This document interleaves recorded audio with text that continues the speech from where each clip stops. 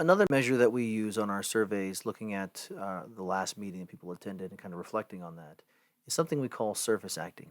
And I've talked about this before. It is this concept that humans have the ability to express the emotions that they feel are appropriate for the situation.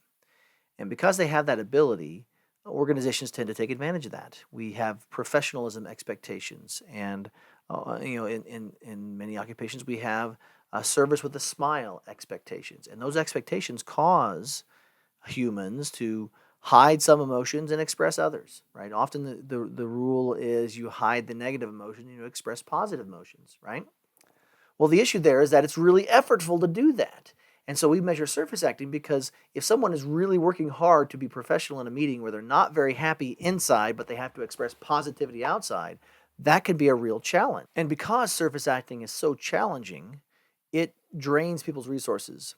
And because it drains their resources, it makes them more likely to be stressed, burned out, and other, less desirable outcomes. And that's true.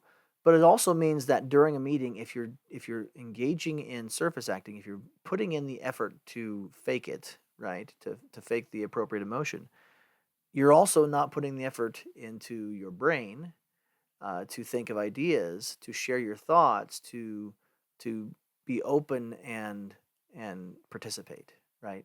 There's just a finite amount of resources and amount of attention and capability that humans have.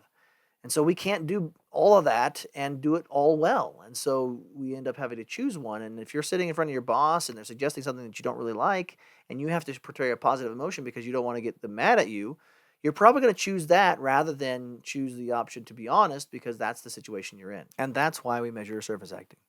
We measure it because in meetings that are not done well, in meetings where there's a high level of power distance, like there's the boss or the boss's boss or the boss's boss's boss or whatever is there, we know that people are doing this behavior and we know that it harms the meeting's effectiveness.